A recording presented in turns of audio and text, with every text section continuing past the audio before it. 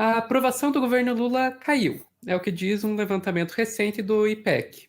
Um dado preocupante que pode passar batido é que caiu justamente naqueles segmentos da população que mais acreditavam nesse governo. Infelizmente, fazer compras ficou cada vez mais difícil.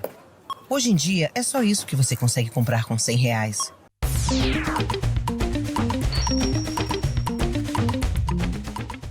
Tá, vamos lá, do que eu tô falando? Vamos direto para a reportagem, uma reportagem aqui do Valor Econômico, né? Frustração com Lula é maior entre os eleitores mais fiéis do petista. Análise do IPEC Globo, da pesquisa IPEC Globo, de avaliação do governo Lula, divulgada nesta sexta-feira, permite notar que o pior resultado se deu entre quem ganha até um salário mínimo, é do Nordeste e estudou até o nível fundamental. Então, se você for pegar, olhar lá na reportagem, você vai ver que quem ganha até um salário mínimo, a aprovação do Lula caiu de 62 para 43, quem estudou só até o fundamental de 65 para 46, e eleitores do Nordeste de 76 para 45. A análise lá que a jornalista que escreveu a reportagem faz e por que isso estaria acontecendo é essa aqui, né? Que a pesquisa IPEC mostra indica que uma campanha fincada na volta da bonança de Lula 1 e 2 elevou demais as expectativas que todo mundo sabia que não se cumpririam no curto ou médio prazo. Todo mundo, vírgula. A pesquisa mostra que os mais pobres acreditaram sim, e uma grande parte deles, por enquanto, está frustrada. E assim, a gente não tem como negar que realmente isso foi usado na campanha do Lula, né? Olha isso aqui. Infelizmente, fazer compras ficou cada vez mais difícil. Hoje em dia, é só isso que você consegue comprar com R$ 100. Nos tempos do Lula, você comprava isso e mais. O lanche das crianças, pão, um cafezinho para acompanhar, a feira, a carne do almoço e também a do churrasquinho do fim de semana.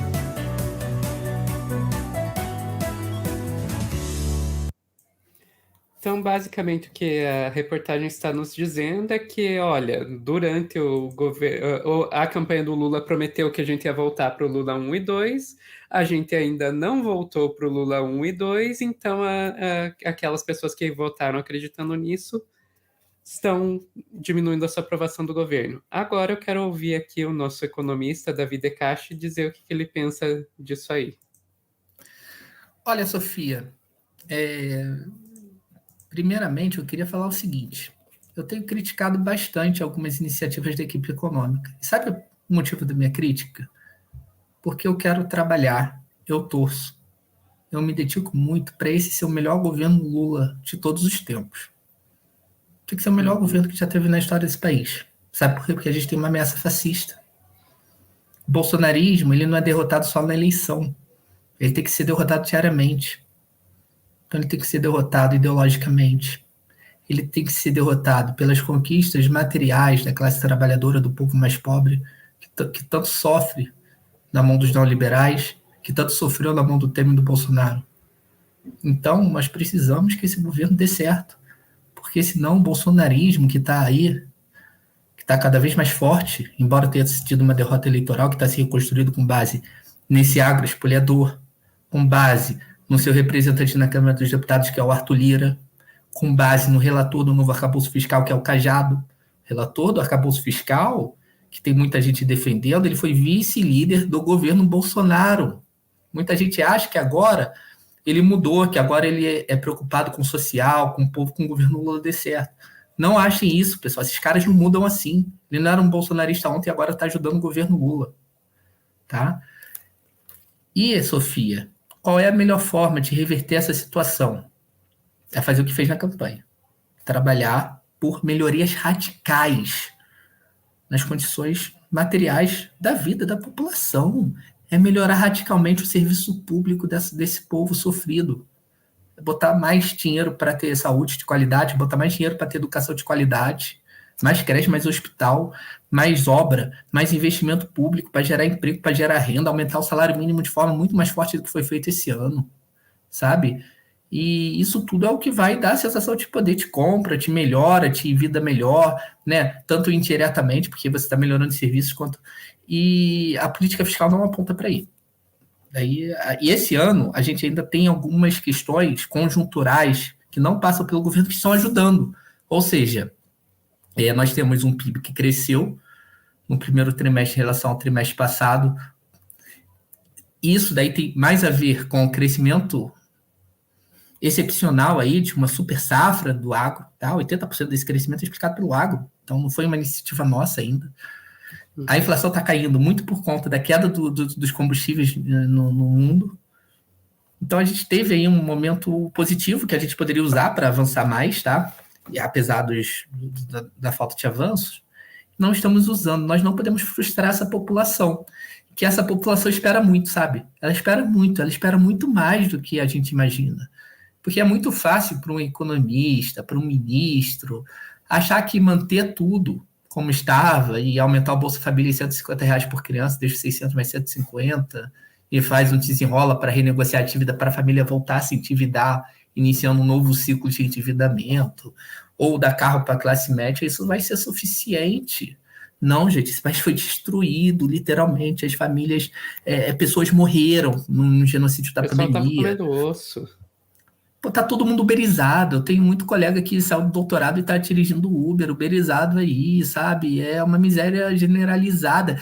O povo brasileiro não tem mais perspectiva de futuro. A perspectiva é o que eu vou fazer para pagar o aluguel do mês que vem e para ter o que dar de comida na semana que vem para o meu filho. E a gente precisa de um governo que faça esse povo voltar a sonhar. E é óbvio, Sofia, que aqui eu não tenho nenhuma ilusão de que isso é fácil. Não é fácil, nunca é. A gente vê o governo da Colômbia, que foi cercado pelas classes dominantes lá, por uma elite escravocrata, também corrupta, autoritária. O que ele fez? Chamou para o enfrentamento. Cedo ou tarde, Sofia, o governo Lula, se tiver comprometido com reformas profundas, ele vai se defrontar com uma escolha inevitável, Sofia, inevitável, que é ou você vai ceder para o Arthur Lira e para as classes, para as elites dominantes, perversas, escravocratas que ele representa, frustrando a classe trabalhadora e perdendo apoio popular, ou ele vai ter que enfrentá-los. A política é o que todo mundo diz, não, política é arte do consenso, do diálogo com o diferente, política é isso. Política é isso tudo, mas política também é conflito. Política também é guerra, política também é desafiadora. Política não é um passeio no parque que você vai colocar interesses antagônicos de classe sempre para conversarem e chegar num denominador comum entre capital e trabalho.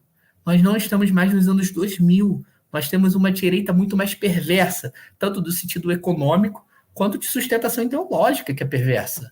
E o imperialismo que está apoiando essa burguesia quando faz uma matéria como aquela racista da The Economist. É um bolsonarismo econômico aquilo que eles fizeram, né? Uhum. Então, os desafios são muito grandes. Sabe o que eu acho, Sofia, para finalizar minha fala? O governo ele tem que se comunicar nas pautas populares com o povo. Quando estava fazendo o arcabouço fiscal, sabe o que deveria entrar no arcabouço fiscal, no meio do arcabouço fiscal? Sabe o que o Bolsonaro fez para furar o teto? Quando ele foi fazer a PEC da gastança, ele meteu o Auxílio Brasil no meio do negócio, para ninguém votar contra. Uhum. Que é um pilantra. E era um auxílio oportunista eleitoreiro, porque ele é um pilantra, é um criminoso. O que ele ia fazer? Ele fez essa tática para forçar a esquerda a votar a favor, porque estava o Auxílio Brasil ali no meio, né? Então todo mundo teve que votar a favor, e ele ia suspender em janeiro se ele ganhasse a eleição, e voltar à miséria, talvez R$200, ia tirar de R$6 no golpe. Mas veja como a tática dele foi bem elaborada. Por que a gente não fez o arcabouço fiscal inserindo nele as despesas que nós iríamos sustentar, como um aumento muito robusto do salário mínimo para recompor todos os anos que a gente perdeu com o Temer e com o Bolsonaro? Por que a gente não fez um orçamento para recompor tudo que foi perdido na saúde com o teto de gastos do Temer? Por que a gente não fez o mesmo para a educação? Por que a gente não fez esse cálculo e falou assim, olha, se arcabouço fiscal, e botava explicitamente, porque o texto foi construído, mandava para o Congresso. E aí a gente começava a disputa à esquerda com o apoio do povo, ia buscar apoio popular. Então a gente usava a nossa grande mídia, nossos aparelhos ideológicos para reforçar essa agenda progressista, e o Lira iria enfrentá-la. Então ele seria um inimigo do povo nesse momento. Aí, a partir desse enfrentamento inicial, o diálogo seria aberto com outra correlação de forças, com apoio popular muito forte por isso. E aí, quando você senta para o diálogo, você teve um enfrentamento anterior, e esse diálogo ele pode acontecer de forma mais favorável para a classe trabalhadora. Só que quando você já começa cedendo tudo, obviamente a coisa vai piorar. No Congresso, inclusive, um trecho que o Haddad tinha colocado no arcabouço fiscal original era impedindo um processo de criminalização do governo por crime de responsabilidade para abrir um processo de impeachment. Ele tinha tomado esse cuidado no texto inicial. O mercado não aceitou. E foi retirado pelo Cajado. E eu critiquei isso duramente, Sofia. Eu falei isso no meu Twitter, falei isso em vários espaços. Eu acho um erro. Eu acho que a gente tinha que insistir naquele dispositivo que não permitiu um impeachment do governo Lula. Eu acho que não podemos abrir nenhuma brecha nesse sentido de impeachment, tá? Eu acho. Mas aí várias pessoas me criticaram que eu estava sendo contra o governo. Eu não consegui entender a lógica. E que o Cajado, o vice-líder do Bolsonaro, estava querendo ajudar o governo permitindo o impeachment por crime de responsabilidade, por questões fiscais, e eu estava atrapalhando, criticando. Eu falei, nossa, o que é isso? Vocês acham mesmo que ele está sendo altruísta? E sabe qual era o argumento do mercado? Quem garante que o governo Lula vai cumprir esse arcabouço se o Haddad blindou ele de tomar um crime de responsabilidade, um impeachment? Tem que tirar isso. E tiraram na Câmara. O Fundeb e popularidade. Tem dois setores, Sofia, que são essenciais como base ideológica de agitação de propaganda de um governo progressista. Na América Latina inteira, no Brasil em especial, saúde e educação. Os trabalhadores desses dois setores.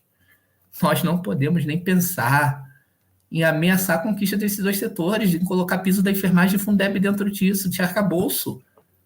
Gente, isso é um erro tático político, eu não estou nem falando de economia, isso é um erro tático. Então há um movimento no Congresso para tirar isso. Você aproveita esse movimento, faz aliança tática com quem está nesse movimento, bancada do PSOL inteira, né? Deputados federais do PSOL inteiro, né? Toda a bancada do PSOL, mas deputados mais ao centro, como a deputada Tabata Amaral, fazendo essa disputa pública, senadores fazendo essa disputa pública. Toma esse lado e enfrenta. Se perder, perdeu. Perder, perdeu. Mas enfrenta. Sabe? Eu acho isso muito importante, Sofia, o enfrentamento ideológico, a chamada do povo para lutar por pautas populares e não a submissão a Faria Lima, ao mercado financeiro. Eu acho esse um erro tático do ponto de vista da guerra. O neoliberalismo ele faz a guerra por consenso, buscando a aceitabilidade social para suas políticas perversas, fazendo as pessoas acharem que aquilo é bom, mesmo que seja destruidor, e pela força. Então eles vão migrando de uma tática para outra e combinando ambas a depender da conjuntura. Nós também temos que agir de forma inteligente, e se é uma estupidez dos que acham que política não tem diálogo, igualmente é uma estupidez dos que acham... Tem os que acham que política é só diálogo, que é a arte do diálogo com diferentes, isso é uma estupidez, porque tem confronto. Também é uma estupidez dos que acham que só tem confronto, que é só guerra, também tem que ter diálogo. Então essas duas questões elas têm que ser mediadas. O Lira faz isso o tempo todo. O que ele faz? Ele ameaça o governo, ele joga o governo na parede, aí depois ele negocia. Ele negocia e depois joga na parede. Ele vai transitando, e aí ganha tudo. E a gente parece que só quer diálogo. Tem que ter enfrentamento é necessário, política é feita de enfrentamento. Estou falando um pouco diferente do que todo mundo tem falado nos últimos tempos. A grande política é fazer diálogo, convencer todo mundo. Não, a grande política é fazer diálogo com enfrentamento duro.